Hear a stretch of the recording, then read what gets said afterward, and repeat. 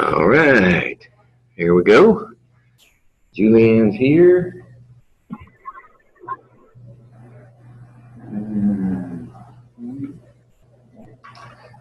Right. Let's see. Get as much of that as possible. Should be enough.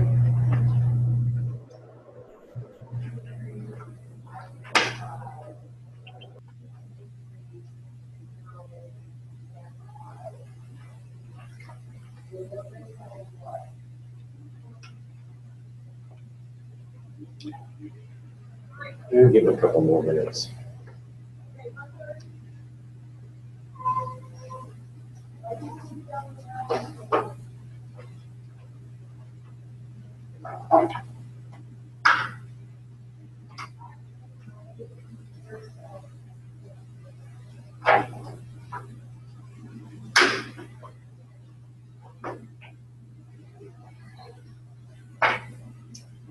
Let's see if I have any papers to return. Let's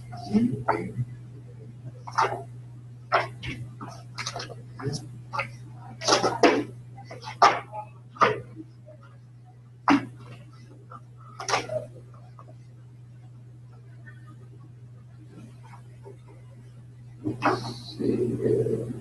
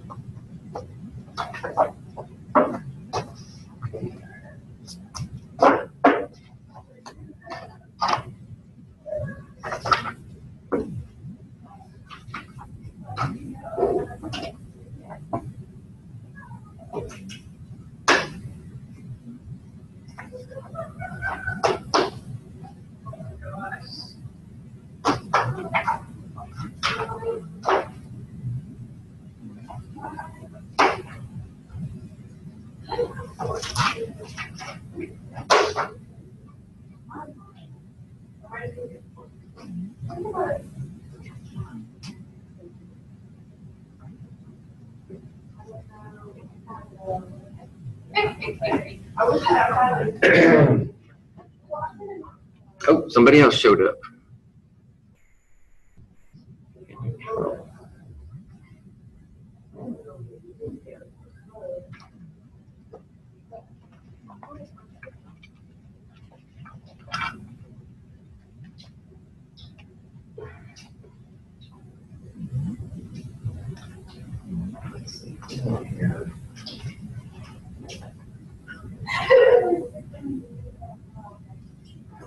15 minutes.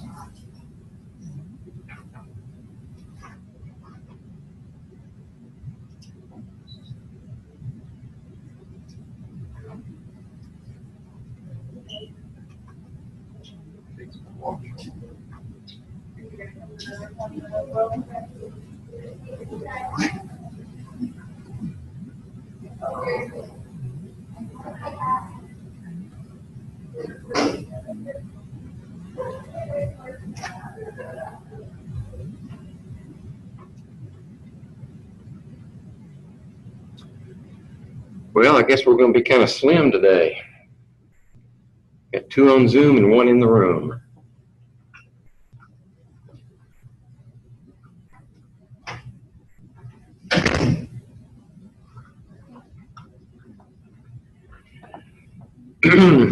Did you and Julianne, did you get my email on the lectures for this chapter? Mm-hmm. Okay, good.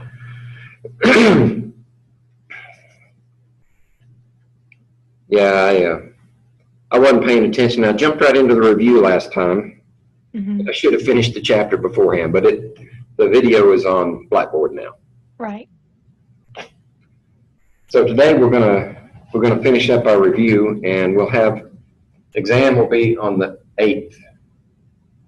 So that will be next Wednesday at the same time, 12:30. Okay, well, let's look at anything that's bothering you.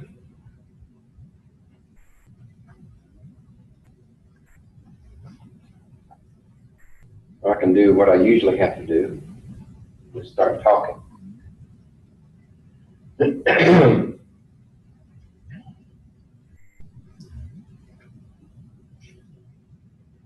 Okay, is everybody comfortable with Lewis dot structures? Good to Lewis dot structures, okay? Then interpreting the Lewis dot structures for their geometric, their shape geometry, electronic geometry, then molecular geometry. Because when we get to the topic of hybridization, those geometries inform your choices for hybridization. I guess I can put that back up here so we can refer as we go along. So if we have hybridization here, and I'm gonna try to put some order to it this time. These are the types of hybridization we can have.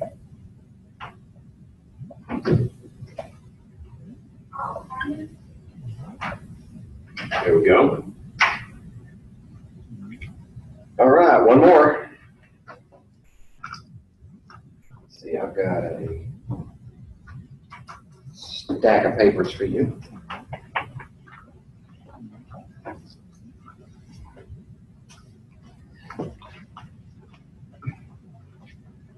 So these are the hybridizations. We have, for this one, you have one s orbital, one p orbital. So let me add another column here.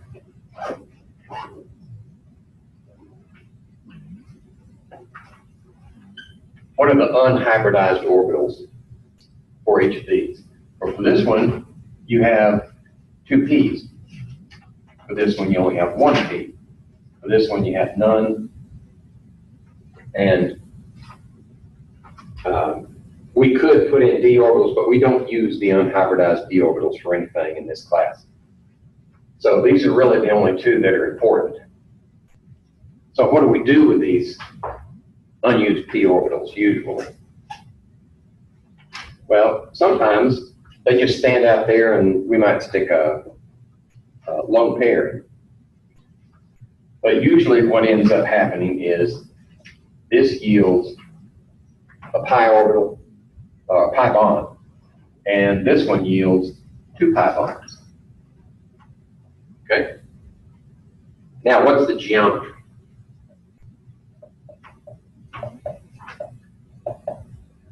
electronic geometry is technically the one that applies for each of these. But if each of these hybrid bonds, orbitals, has attached to it an atom, then we can say this is also molecular geometry. So your geometry here is linear or ST hybridization. Your geometry here is trigonal planar because you have 3 equivalent orbitals for bonding. This one is tetrahedral. This one is trigonal bipyramidal.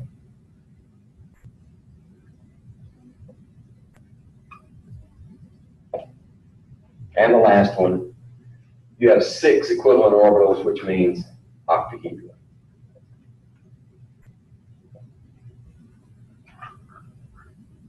And then we have one more column for the possible bond angles. So the possible bond angle here is just 180 degrees. And when we say bond angle, we use the central atom as the, let's see, what do they call it? Apex geometry, or the fulcrum. Trigonal planar, the only possible bond angle is 120 degrees. Tetrahedral is 109.5. Trigonal bipyramidal, now we're getting into some different possibilities. So if we draw the base in here, and then we have like that, we have our X in the middle. Okay, so now I should draw it like that. Okay, so now the possible bond angles are 180 degrees. If we go from this position around to that position, we've gone 180 degrees. If we go from this position to one of these corners, we've only gone 90 degrees. And if we go from one of these positions on the triangle to another position, we've done 120 degrees. So you have 3 possible bond angles for a trigonal bipyramidal. Octahedral, we just need to change that triangle to a square.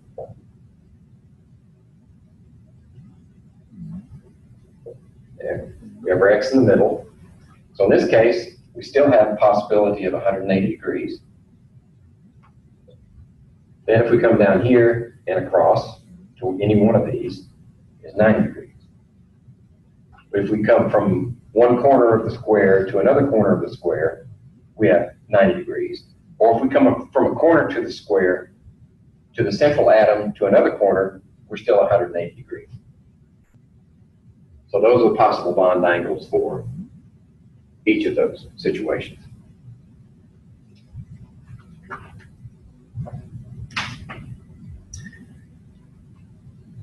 So, I asked a question before you got here.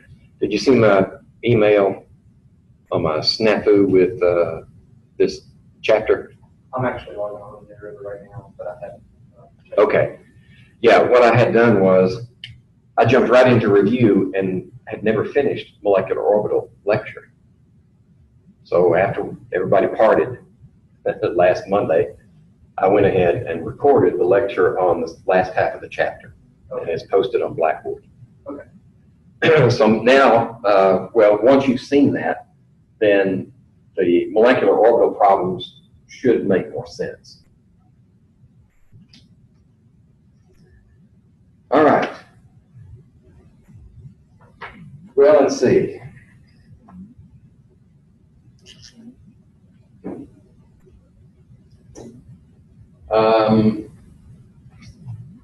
Move this back a little bit so I can pick up more of the board, like that. So I'm good over to that black ball. Okay? I'm going to use a different color. See how long it lasts. All right. Any problems in particular? Because this is your last chance before the exam on the 8th. We're just supposed to come on the 8th regular class time, right? Right.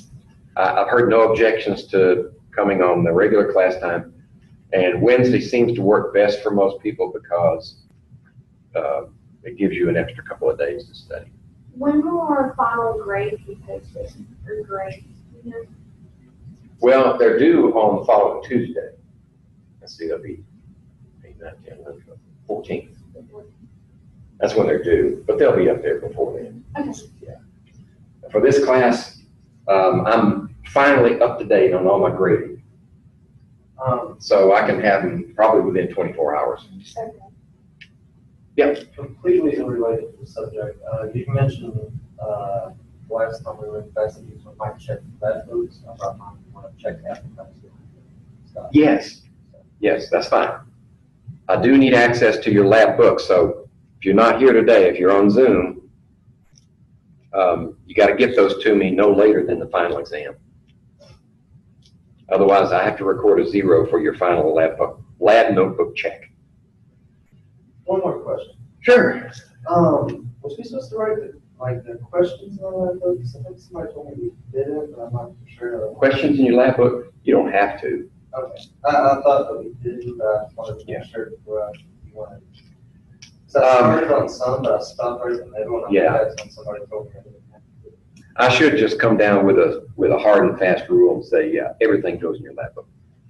Because the point of having a lab book is, if you construct your lab book properly, then you should be able to write your lab report from the lab notebook and never look at the hard copy that I hand out anymore. The lab notebook should be the source of all your information. That way you can. Well, I thought I don't have. But no, at this point for this class, you don't have to put the questions in there. I got all the procedures. So. Procedures, data, observations, any graphics you need to draw. You can draw your graphics straight in the book on those facing pages, or if you're proficient, plot them in Excel, print, cut, and paste. Right? But when you do that, if you paste something in your notebook, like that, here's your big page, you paste something in there, then you want to sign it across the margin so that if it falls out or somebody tears it out, you know that it's missing.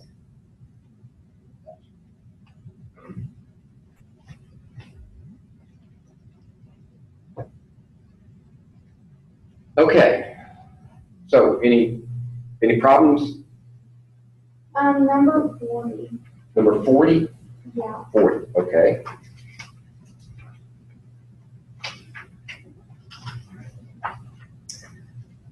Let's see what number 40 says.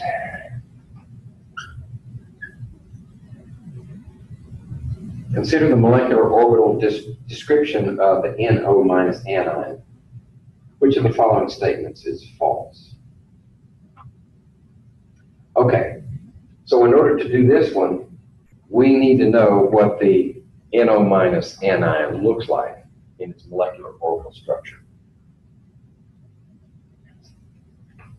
Now, if you consider where it came from, if we have N2, that's sp mixing, but O is not sp mixing. So in order to do that one,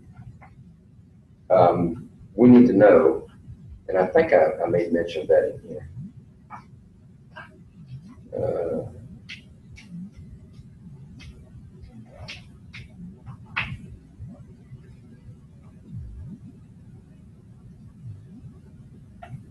Let's see. There is mixing.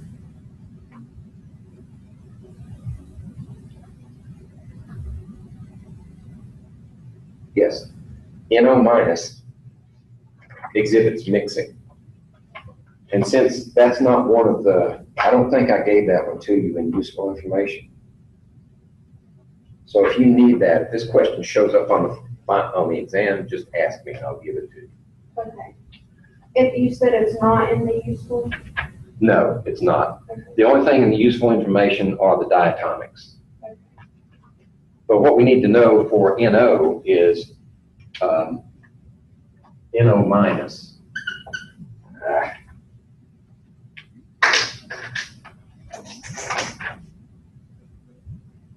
NO minus has SP mixing.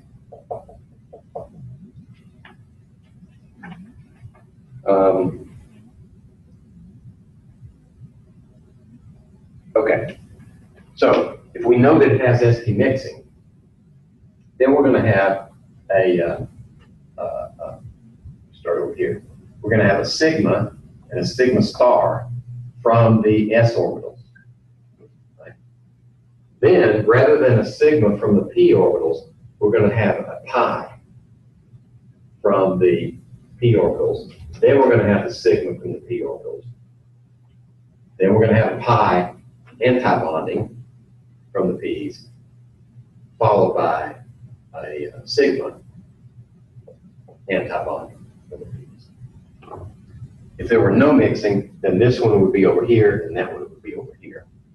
The pi's are together and the sigmas are on the outside. That's no mixing. But this one has mixing. Then we count up the number of electrons in the valence electrons, because we're only dealing with the second period. Right? We left out the first period electrons. So we're looking at N is 1, 2, 3, 4, 5, oxygen 6 plus 1 for that minus. That's an electron. Right? So we have 12 electrons that we have to deal with. So we start filling them up. All the sigmas can only hold 2. Right? So we have 2, 4, and then we can have 4 in this one. So that's 8, 9, 10, and 11, 12. So we actually don't need this last one. That's NO minus. Now, these are all paired. That's paired, paired. You can only have 4 in this one, so they're all paired, right? Because you'll have 2 of these here, like that. These are paired. But this one has 1 here and 1 here. It has 2 unpaired. So what that means is it's paramagnetic.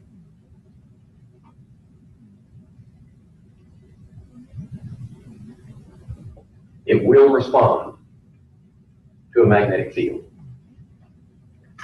And let's see, we're trying to find out which one's false. Well, A is true. This is A. That's true. NO minus is paramagnetic.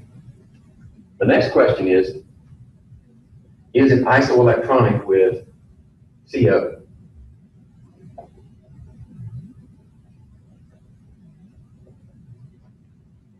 Isoelectronic with CO.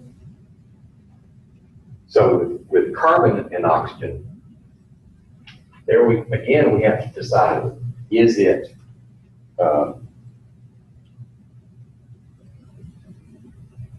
well, actually for this one, there's an easy way to tell if it's isoelectronic. Just add up the electrons. Right. Carbon has 4, oxygen has 6, that's 10 electrons. 10 electrons. So there's no possibility. It cannot be isoelectronic with NO minus. You don't even have to know if it's mixing or not. We did need to know mixing for this one, because that tells us this is paired, unpaired, excuse me. So this one that's a false one. The bond energy in NO plus is greater than the bond energy in NO minus.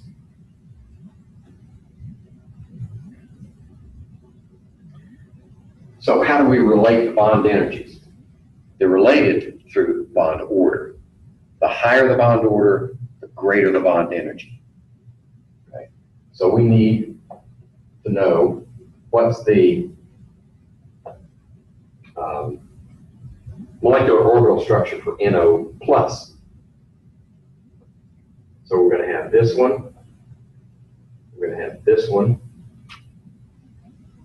for this one. And we're probably going to have that one. So how many electrons, if we go from a minus here to a plus there, how many electrons did we lose? We lost one electron to go to NO, no charge. And then we lost another one to go from NO, no charge to NO plus. So we actually lost 2 electrons. So where did those electrons come from? Well, they came from the highest level orbital. This one is 2p2.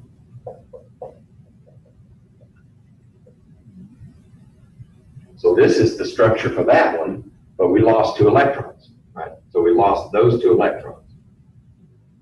Antibond. So what's the bond order for this one? Well, there's 2, 6, 7, 8, minus 2, 4, divided by 2. So that's 2. Okay. What's the bond order for this one? Well, let's see. There's 2, 6, 7, 8, minus, now we only have 2 antibonding to subtract. Divided by 2. That's 3. So the bond order for NO is greater than NO minus. That means the bond is stronger.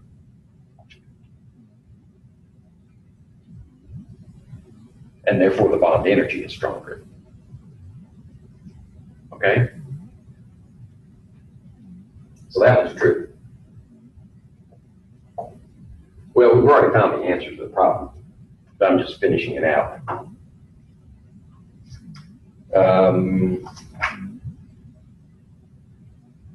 Let's see. The answer is B, right? Yes, B is the answer. The bond order in NO minus is 2. We already calculated that right here. That's true. Bond order 2. And then E is statements A through D are false. Well, that's false. Which of the following statements is incorrect? Well, actually, B is incorrect and E is incorrect. But E hinges on B. So your best answer is B.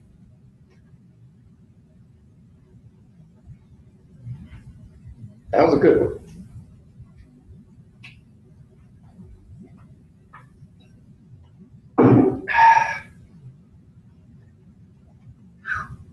Shut the air conditioning off.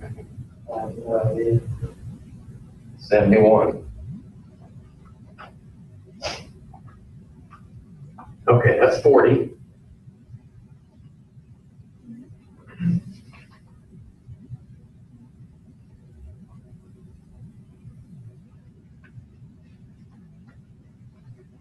All right.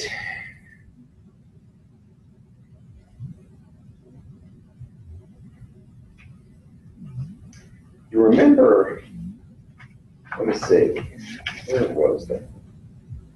Number 11.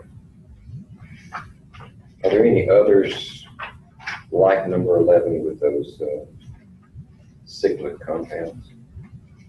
I don't see any. But it just occurred to me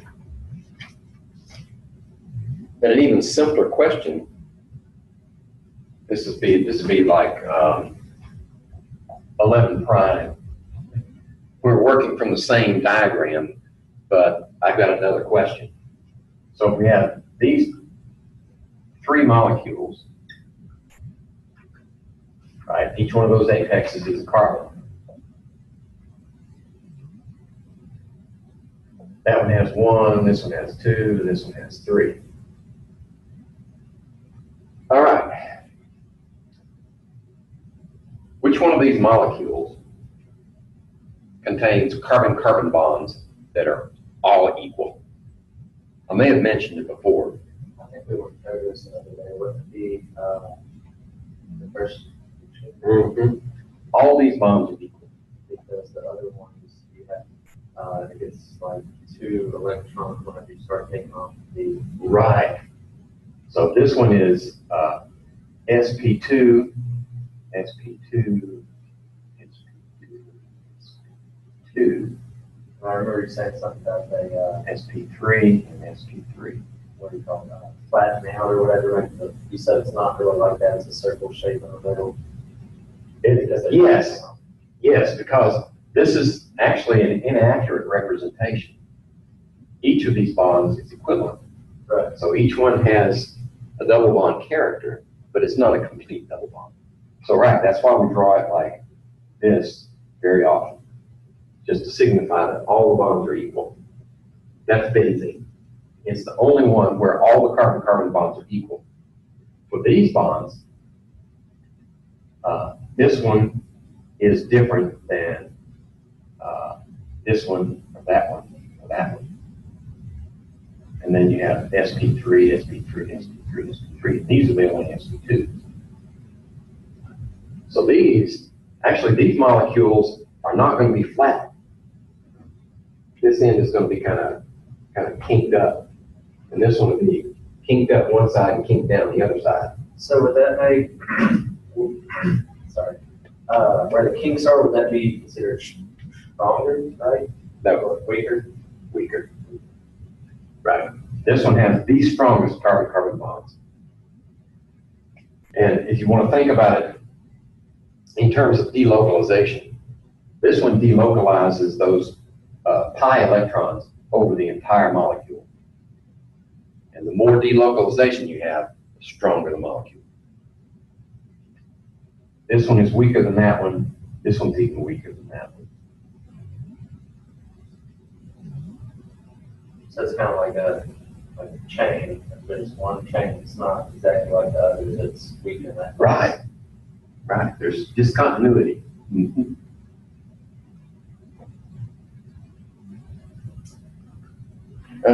Let's see if I can come up with something else.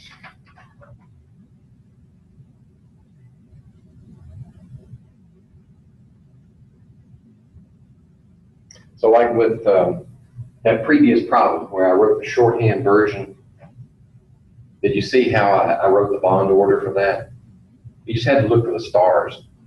If it's not a star, that's a bonding orbital. Put that one up here, total up here.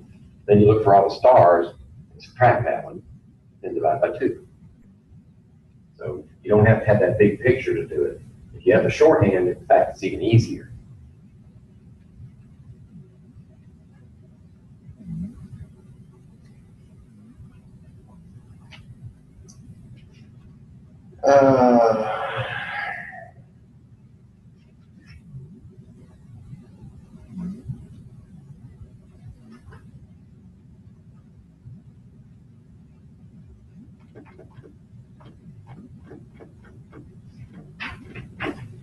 What You would might be? have did, Yeah. Go ahead.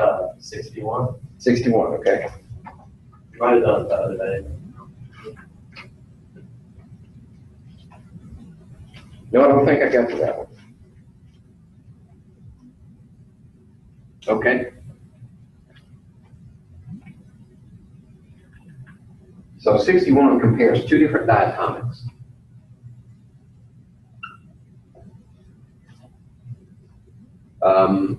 One of them is nitrogen, dinitrogen, and the other one is dioxygen. And the question is, first of all, draw the molecular orbital diagrams for the O2 and N2. That's easy. They're given to you. So really, you'd have to copy them. Right? But we need to do those because that's how we're going to answer the question using those molecular orbital models for each of these diatomics. Explain why removing one electron strengthens one and weakens the other. Okay. So when we say strengthened and weakened molecular orbitals, we're talking about bond order. You know, which one changes the bond order for good and the other for bad? And explain why. Okay, so dinitrogen is going to be an example of mixing, right? Everything over here is mixed. Everything over here is not mixed. So the oxygen is going to have a different structure than the nitrogen. So if the energy is down this side, and then we're going to have a sigma bond here from the two s orbitals, and then we're going to have a sigma star from the two s. Then we're going to have a pi orbital here because we have mixing from the p's. Then we're going to have, let's see, we got here, sigma from the two p's. Right? Then we're going to have the pi stars from the two p's and the sigma star. I'm not going to put the electrons in there yet. If we draw the oxygen, it's going to be the same with the sigmas from the s's.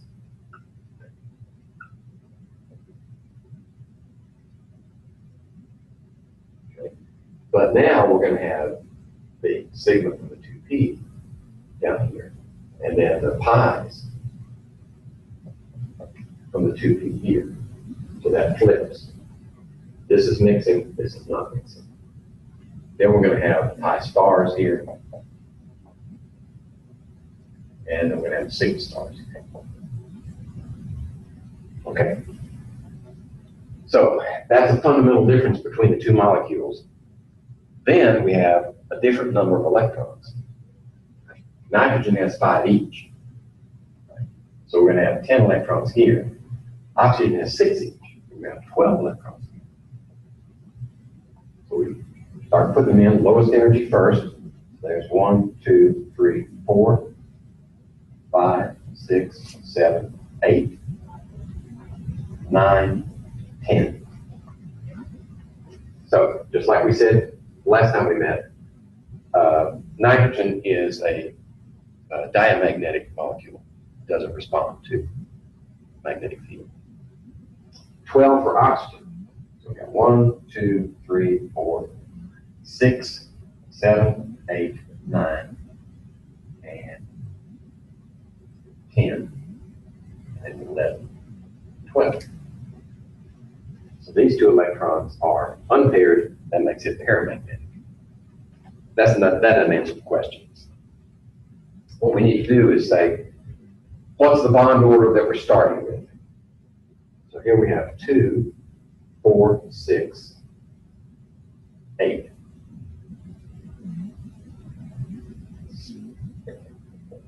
And then here we have 2. Divided by 2 is 3. Okay. For this one we have 2, 4, 6, 8.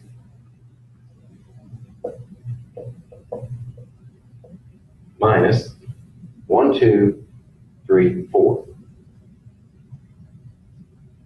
Divided by 2. That's equal to 2. That's our starting position. Now we're going to take an electron away. It says,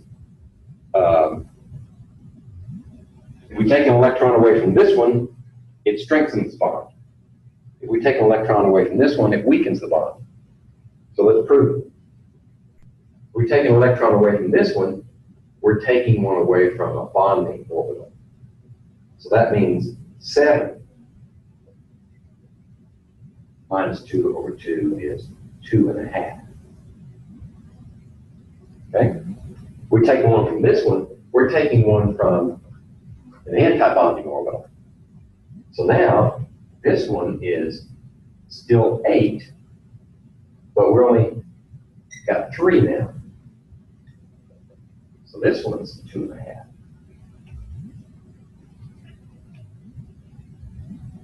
So in words,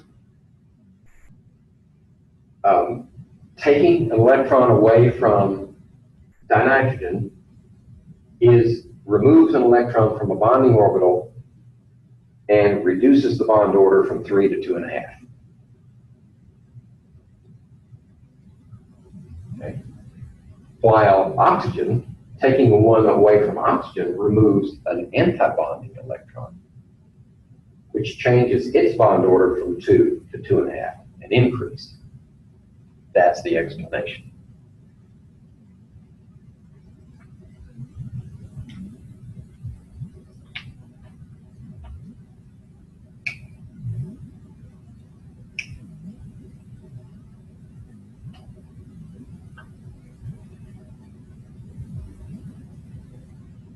Yeah, leave that left up there for a minute. Oh, sure.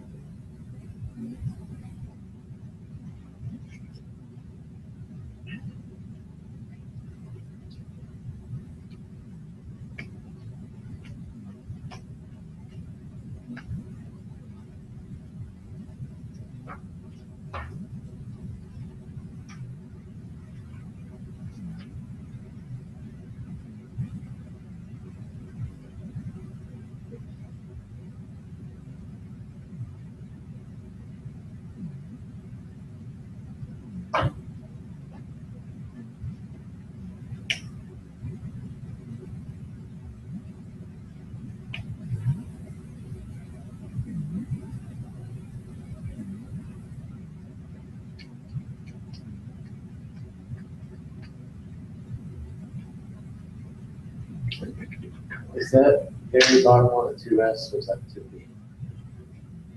Here? Yeah. That's 2S. 2S. Mhm. Yeah, the first two sigmas are from 2S's. And then the next are from 2Ps. Because we have 3 Ps for one, 3 Ps for another, and 6 orbital. That's 1, 2, 3, 4, 5, 6. Remember, that's one of the conditions. You have to have the same number of molecular orbitals as atomic orbitals you started with when you mix them together.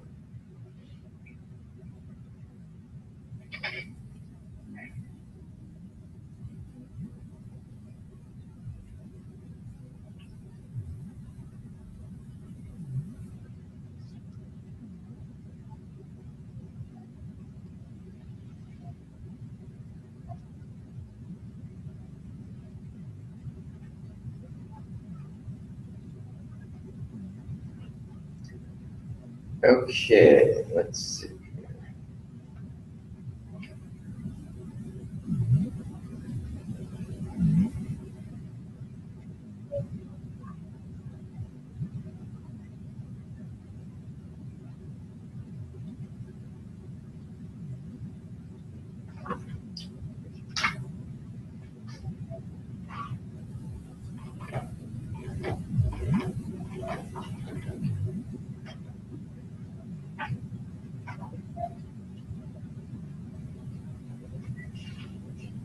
I just want to let you know I'm really bored writing this. You bored? No, I'm really horrible at writing this sigma thing. Oh, the sigma? Yeah, that's a Greek letter. That's the little sigma. Mine looks like an 8-year-old did it. Yeah. The capital sigma is like that. That'd be easy. And some folks write it that way. The little sigma takes up less room, though. That's why I like to use it. I was just saying I suck at writing. All right, I'm good enough here. Okay.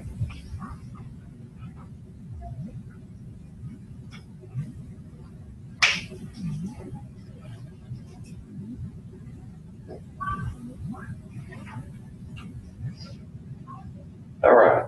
Suppose I give you this molecule. It's kind of like that other one that I threw with the carbons and the nitrogens. If we do this one, like that, so you have a skeleton, then the question is, how many pi bonds are in that molecule? And there's no other atoms in there, just these, okay? So you need to draw the Lewis dot structure, right? So we have 5 and 5 is 10, plus 4 and 4 is 8, is 18 electrons, right? 18 electrons. So remember, we start from the outside and work our way in for Lewis dot structures. So 18 means 2, 4, 6, 8, 10, 12. And then, well, that's 6 more. 1, 2, 3, 4, 5, 6. Is that right?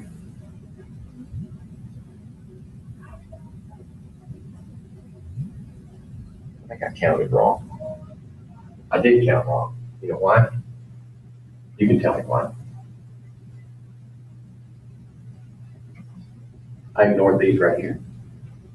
Those are 2, 4, 6. So that's it.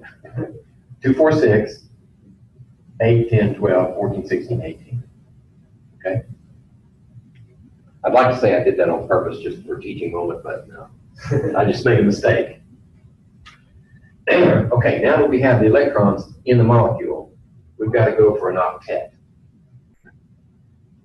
So,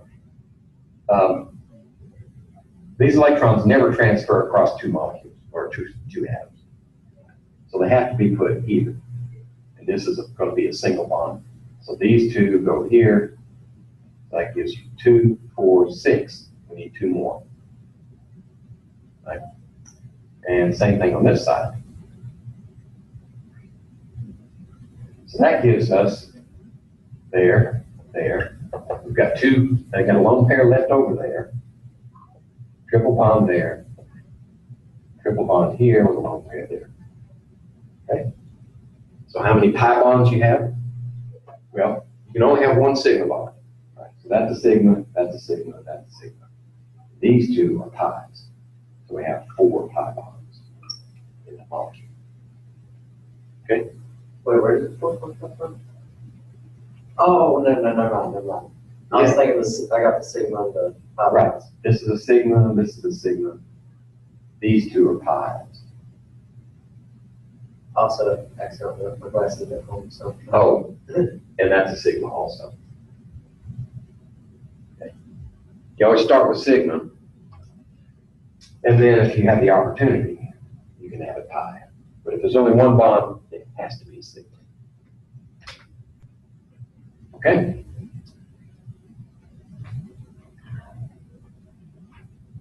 That one doesn't have a number, I just came up with that one.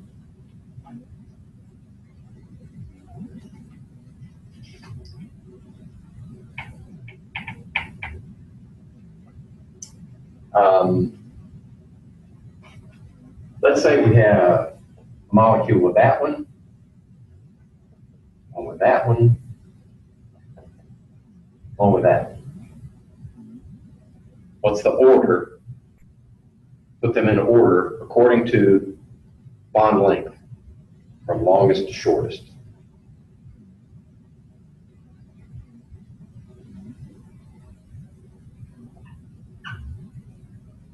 That's a longer length than this one, and longer than that one, longer than that. Right. Get these extra bonds in there, and they pull those atoms together. Bond strength is the other way. That one's stronger than this one, stronger than that one. Longer it is, the less strong it is. Right. The less bonds. Right.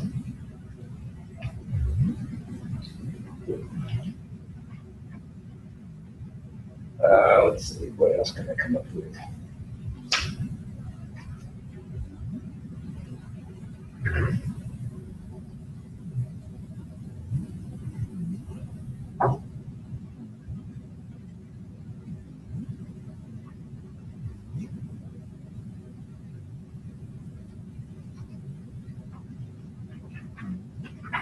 Is 90 an A? Yes. The 90s? Uh-huh.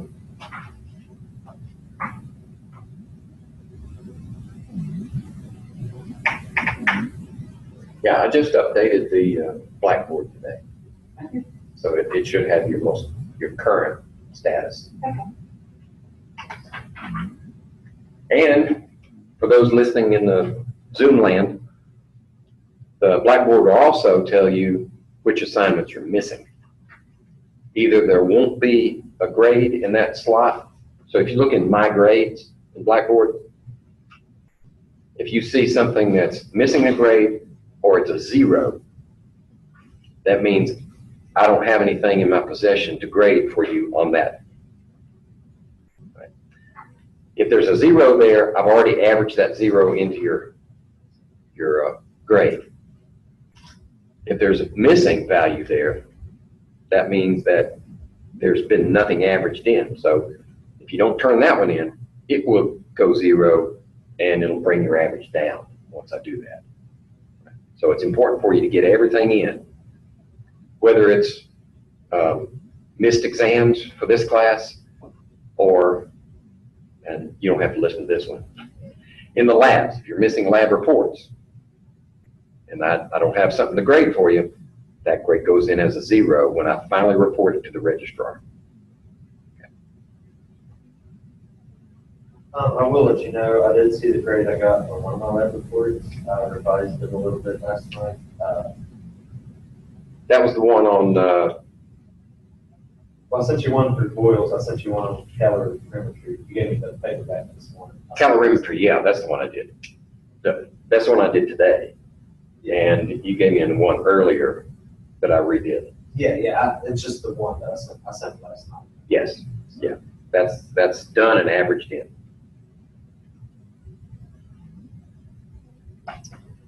Let's see, what else can I come up with?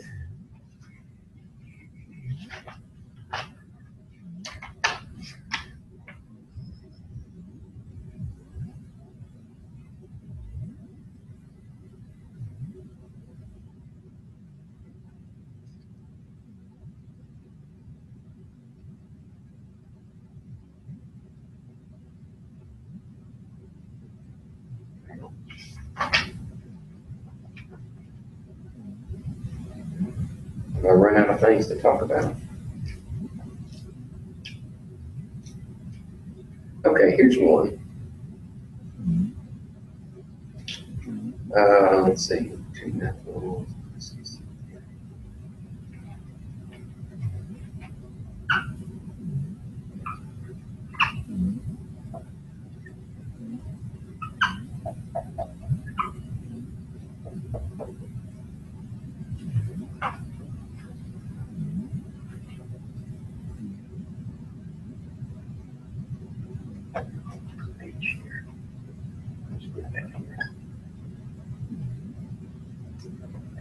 Oh, there.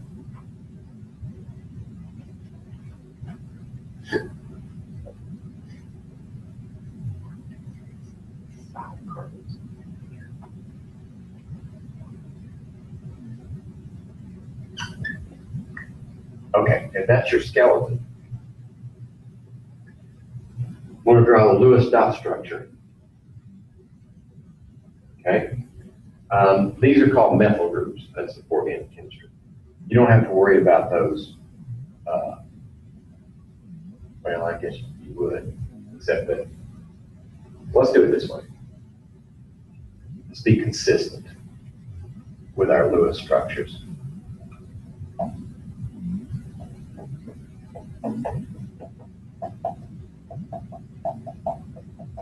There you go. So that's everything that's in the molecule, and it's giving you a skeleton to work from. If we just gave you the molecular formula, you might not know where to put all those atoms. So that's why I start with a skeleton. Now, if we're going to draw the Lewis structure, we need to know how many electrons, right? So each of the hydrogens is 1, 1, 2, 3, 4, 5, 6, 7. Each of the carbons is 4, 1, 2, 3, 4, 5. 5 times 4 is 20, right? Then we have an oxygen, which is 6, and a nitrogen, which is 5. Okay. So that gives us 20, 31, 38, I think, electrons. So now we work from the outside in. Hydrogen can't take any more, right? So we can forget about that. So we have to work with these two. So don't forget the bonds, right? 2, 4, 6, 8, 10, 12, 14, 16, 18, 20, 22, 24, 26. So that's 12. 12 electrons now that we can put in. Okay. That's got an octet, 2, 4, 6, 8, 2, 4, 6, 8, 2, 4, 6, 8. So we're really working on this end. So we got 12. 2, 4, 6, 8, 10, 12. Okay, so that should be 2, 4, 6, 8, 8, 30, 32, 34, 36, 38. So we used them all up. Now we need to make an octet for the ones that don't have an octet.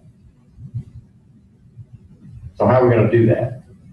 Well, like I said before, these electrons don't jump across atoms. Right? If you're going to use them to make a bond, they have to be right next door. Right? So let's start over here.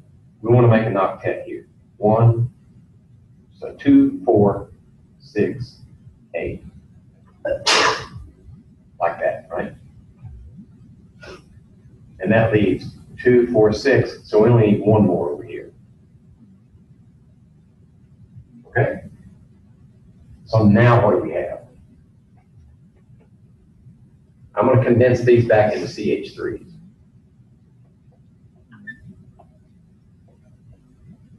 This is shorthand notation in organic chemistry. That carbon now has a double bond with the oxygen and 2 pairs left over. There's a single bond. This one has 3 with nitrogen, right? That one and that one in the middle one, plus 1 lone pair. So that's what this Lewis dot structure looks like for that molecule. Now the question is, how many sigma bonds are there? There's 3, 6, let's see, 3, 6, 7, 8, 9, 10, 11, 12, 13. 13 sigma bonds. How many pi bonds? Those are easier. 1, 2, 3. Okay. So we should have 16 bonds in there of some kind. 1, 2, 3, 4, 5, 6, 7, 8, 9, 10, 11, 12, 13, 14, 15, 16 bonds. How about geometry? Right? When we talk about geometry, we're talking about for each central atom. So we can talk about geometry for this one. We can talk about geometry for that one, for this one, that one, that one. These have 4 groups, right? 4 groups, 4 groups, 4 groups. So these are all tetrahedral. sp3, sp3, sp3. This one has 1, 2, 3. So this is sp2, trigonal These are tetrahedral. Okay, how about this one? This one has 1, 2. It's sp hybridized. So that's linear. Okay. Did I lose you? Okay. Just go back to this thing. Right. So if you got 4 groups, you need sp3 hybridization. Maybe I should put another column in here for our DSEPR. DSEPR groups. Right. So this one's only going to have 2 groups. This one will have 3. This one will have 4. This one will have 5. This one will have 6. So the number of groups with the localized electron model in DSEPR will tell you what your hybridization is, what's required. This has 4, 4, 4. So they're all sp3s. S and 3Ps means 4. This one is only 1, 2, 3. So it only needs 3, sp2. Right? And where did that pi bond come from? It came from this unused, unhybridized P. This one is linear because it has 1, 2 groups. So it's sp hybridized, and that leaves 2 unused or unhybridized P's, 1 for each pi orbital. Okay?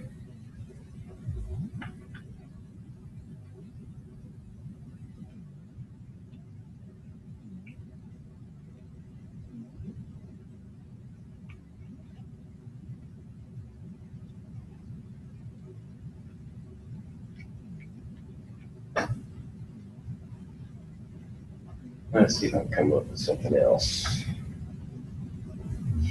Something useful.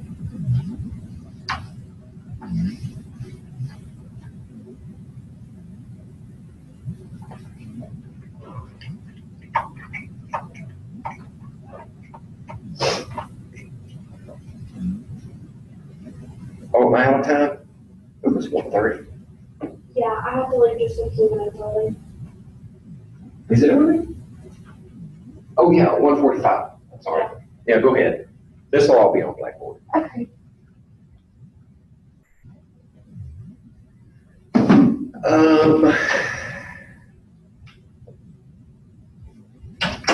How about this one? What if we say, I give you this molecule, there, and say, first of all,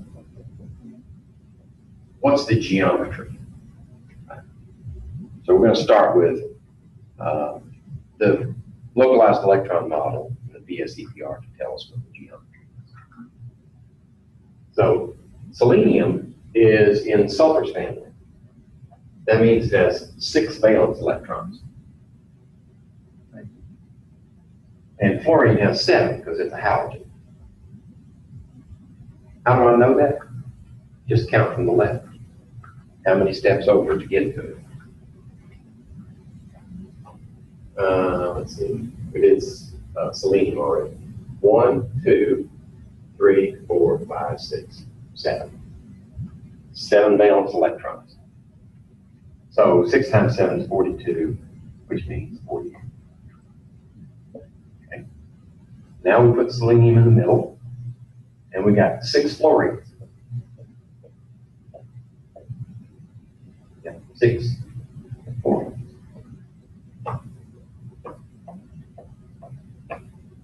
Okay. 2, 4, 6, 8, 10, 12. 36 electrons left over. So if I put 1, 2, 3, 4, 5, 6, that makes an octet here. So 6 times 6 is 36. Right? If I put 6 around each one of them, I got 36.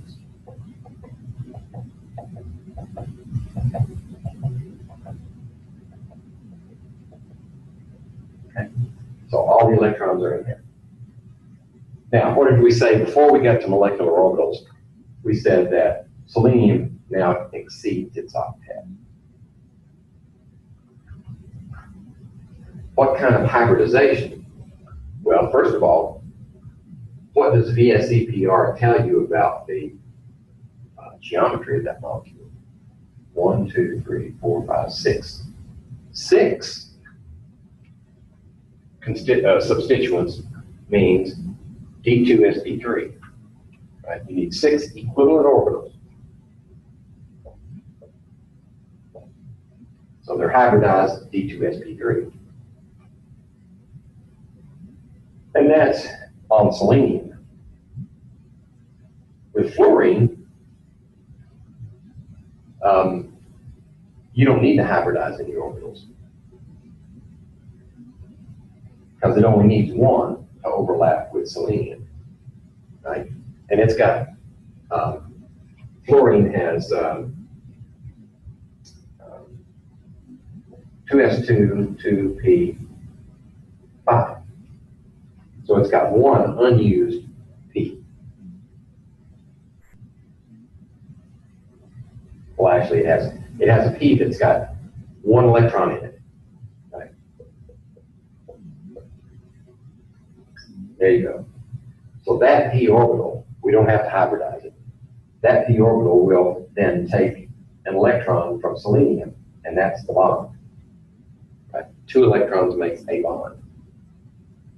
So fluorine doesn't have to hybridize, but selenium does, because we know the shape is octahedral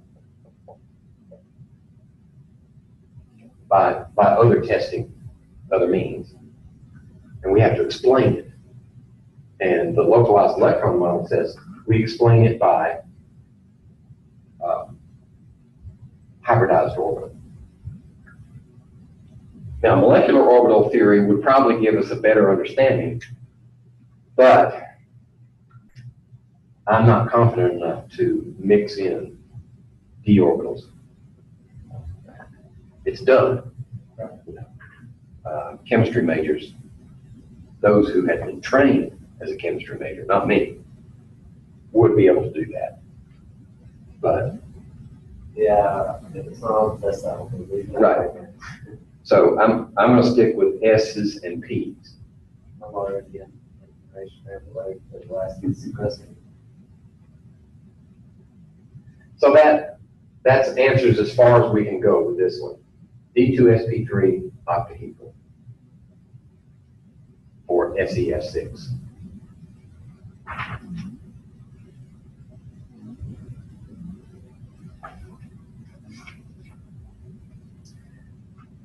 So, if you're going to memorize anything, memorize that. Then, first thing you do when you sit down for the test, flip the page over or some other back of the page and write that down before you start thinking about anything else. Then you've got that to refer to, because there are bound to be several problems that make use of that arrangement. Right. That would be my advice. Okay. I don't think there's anything else that really stands out for me. Hey, Sorry, I'm late. that's all right. This is all recorded. In fact, did you get my email about my snafu on the lecture? No. Okay. I haven't looked at my email. Last time we did a review. Right. But I hadn't even finished the lecture on molecular orbitals.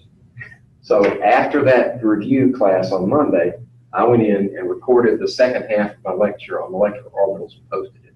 Okay. So it's all on there, and this one will be on there shortly. Okay. Yeah, I had a call from my groomer, said, hey, I have a opening today and I need you to bring her at 12. It's like, oh, because ticks and fleas have gotten really bad at my apartment. Yeah. And it's to the point, even though Sissy has her flea and tick prevented, they still grab onto her fur. That's right.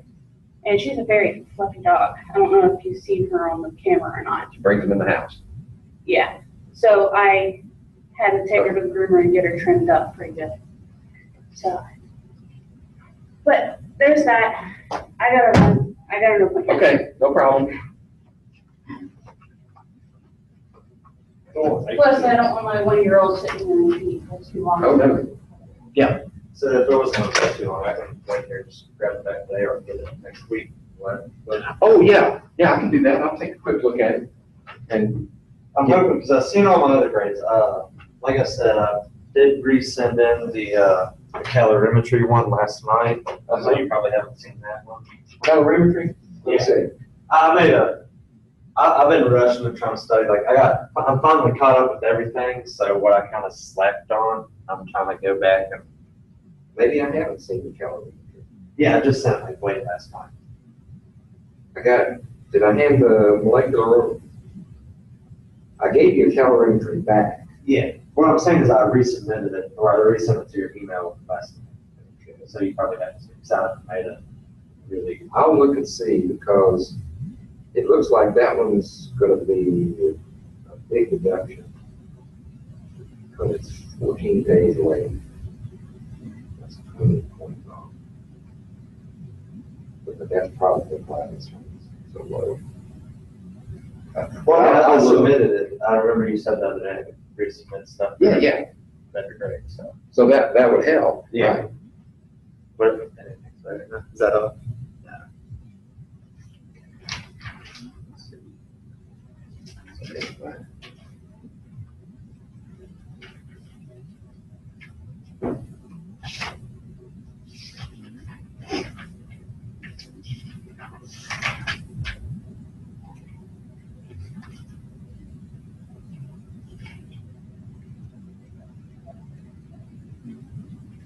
And on one of these things, the one that you're not on, Like they're like, I was actually at that day, and I had gotten the, I couldn't get a hold of anybody here, so I got some information on the internet. But that's how they put lab report. oh, that's why the information was wrong. yeah. Right. so I You think did I- a KHP titration. Oh, did I? Yeah, and it was supposed to be acetic acid titration to standardize your base. I tried to follow it as best I could. Okay. And we had more than that, didn't we? Oh, molar mass bottles of liquid. Okay, there's your procedure. And there's your data. Okay. That was the last one we did, wasn't it? Yeah. Okay. I tried doing, like you said, label pages for Mhm. Let's see.